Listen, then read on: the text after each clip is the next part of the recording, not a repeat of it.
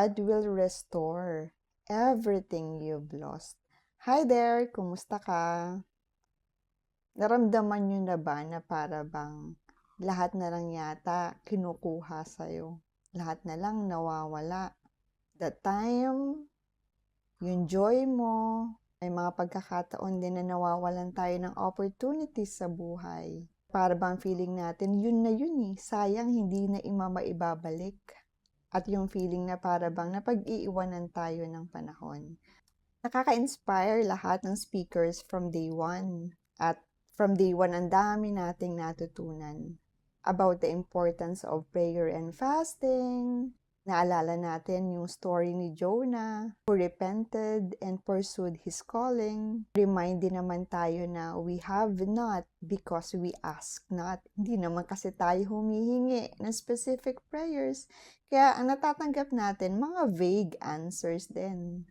Na-remind din tayo na huwag tayong mapagod ipagdasal ang ibang tao kasi malay mo, ikaw yung inassign ni Lord para sa taong yun na magdasal para makilala niya si Lord.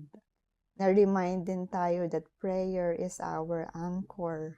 At mas lalo tayong na-remind that if we pray with good motives at inalay natin yung prayer natin, yung answered prayer natin kay God, when the time is right, He will make it happen. And as I prayed, I asked the Lord, sabi ko, Lord, parang nasabi naman na yata nila lahat. Ano pa ba yung gusto mong ipaalala sa amin?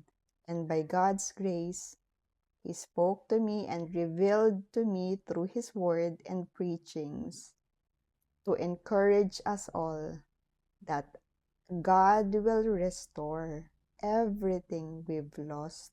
As He promised in Joel 2:25, so I will restore to you the years that the locust has eaten. And aminin man natin o hindi, we are all broken in some way.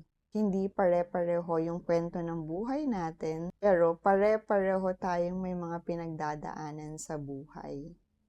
Meron na wala ng opportunities, wala ng mahal sa buhay, nawala ng trabaho, nawala ng joy, nawala ng pera. Kakalungkot, karamihan, nawawalan na rin talaga ng pag-asa. Today, I'd like to encourage you. Because we prayed, we fasted, we repented. Now is the time that God will give it back sevenfold. Because God can restore time. God is a restorer. God is our Redeemer. At hindi lang bagay ang nire-restore ng Lord. Yung akala mo na sayang yung panahon na hindi ko to nagawa. Matanda na ako, ano pa bang meron? Ano pa ba yung kaya kong gawin? Sayang yung panahon na nalungkot ako. God can restore joy. God can restore your purpose. And God can restore your identity in Him. Pero bago dumating yung promise ni Lord sa Joel 2:25, may sinabi muna si Lord sa Joel 2:12. Sabi niya ron, even now, declares the Lord, return to me with all your heart, with fasting, with weeping, with mourning. Ibig sabihin, bago ang restoration, may calling to return to the Lord. God wants your heart. At may napakinggan akong preaching ni Rev Ito that if you want to be successful in life, there are three powerful seeds. One is giving, two is praying, three is fasting. Pero kung gusto mong magkaroon ng direksyon ang buhay mo, sabi nga ni Rev Ito, attack your need with a seed. At yun yung ginawa natin for the last 7 days. Nagtanim tayo through prayer, fasting, at naniniwala ako that JA1 congregation is also givers. We are all praying congregation. We are all fasting congregation. Ibig sabihin, nakaposisyon na yung puso natin sa tama. Nakapagtanim na tayo for the last 7 days. At nag-e-expect na lang tayo ng great harvest from the Lord. Kaya since sinimulan na natin ang taon na ito with prayer and fasting, and I believe giving, we need to be more consistent. Ibig sabihin, consistency is the key for us to open the heavens.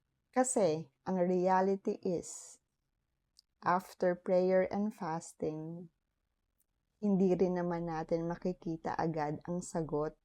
Life after prayer and fasting does not guarantee a life filled with hallelujah and thank you, Jesus.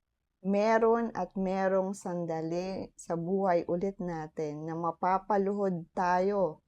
Lord, nag-prayer and fasting ako, pero bakit wala pa? Pero pwede namang after ng prayer and fasting, andyan kaagad yung instant sagot ni Lord. Because He is the God of suddenly. But you need to accept the truth. May pagkakataon na kahit nag-pray na tayo, nag-fast na tayo, nagbigay na tayo, hindi pa rin darating ang sagot. Bakit? Kasi mas mataas, mas matindi ang purpose kung bakit ibibigay ng Lord yung prayer mo. Gusto niya kapag binigay niya yung desire ng puso mo, naka-align yun sa desire ng puso niya para sa'yo. And the ultimate goal is to always give all the glory to God. At makikita ng mga tao yung miracles, blessings ng Lord sa buhay mo, and all they can say is, I want the God he or she serves. Sabi nga sa Matthew 7:7, ask and it will be given to you. Seek and you will find. Knock and the door will be opened. Asking, kung i-connect natin, yan yung prayer. Ito yung simula. Ito yung humihingi tayo sa Lord. Dinedeklara natin na, Lord, kailangan kita. Ito yung need ko. Ito yung desire ng puso ko. Asking is about dependence to God. And a prayerful Christian is a powerful Christian. When we work. But when we pray, God works. Pangalawa, ang seek, yan yung fasting. Ito yung paglapit natin kay Lord. Hindi lang tayo humihingi ng sagot. Hinahanap natin yung presensya ng Diyos. Kaya tayo nagfa-fasting para marinig natin siya, para malaman natin yung clear purpose and vision natin sa buhay. Through fasting, dinedeklara natin na mas pinipili natin yung presence ni God kesa sa flesh natin. Seeking is about having a relationship with God, and a fasting believer is a dangerous believer. Alam ni Satan na kapag dinedeny natin yung flesh natin, pinapalakas natin yung spirit natin. He knows that every meal skipped is another demon assignment canceled. May mga bundok sa buhay natin na hindi yan gagalaw kung walang prayer and fasting. Prayer reconnects us to God, and fasting disconnects us from the world. Kung nagawa na natin ang lahat, prayer and fasting, at tila ba tahimik pa rin ang langit, diyan na pumapasok yung pag-knock. Ito yung consistency and perseverance natin sa paglapit sa Panginoon. Ito yung hindi natin pagsuko. Kasi hindi naman lahat ng prayer may instant answers. Pero pag nagpatuloy kang kumatok, bubukas ang langit. Knocking means hindi ka titigil mag-pray. Hindi ka susuko maniwala that God will answer your prayers. Knocking means, ano man ang mangyari, hindi ka na babalik sa dati mong buhay, sa dati mong prayer life, sa dati mong carnal Christian life. Knocking is about your faithfulness to your God. Knocking is like a declaration that you trust God. So even if you feel like tahimik ang langit, consistently pray big things Consistently pray for impossible prayers because your God is a big God. Your God is a mountain mover God. At kapag may mga challenges na dumarating sa buhay natin ngayon, after nito, let us all declare and decree, God will restore everything I've lost. Kaya, kapit lang tayo. Dasal pa tayo. Hindi natatapos sa 7 days prayer and fasting ang paglapit natin sa Panginoon. God is the God of more than enough, and God is able to do exceedingly abundantly more than you can ever think of, ask, or imagine. If you continue planting seeds at hindi ka napapagod to pray, to fast, to give, hindi ka napapagod na humingi, hanapin ang presensya ng Diyos, hindi ka nawawalan ng pag-asa at patuloy kang kumakatok, makikita mo ang kamanghamanghang bagay na ginagawa ng Diyos sa sitwasyon mo ngayon. Together, let us all declare na yung mga taon na akala natin parang wasted, parang napag-iwanan tayo ng panahon, God will redeem those years for His glory. Sa mga panahon that you thought your prayers are unanswered, God will answer them. We will see the manifestation of God's goodness in our lives in holy sweat anointing. Yung mga pintuan na akala natin hindi na magbubukas this year, we declare, mabubuksan ang mga pintuang hindi nagbukas last year.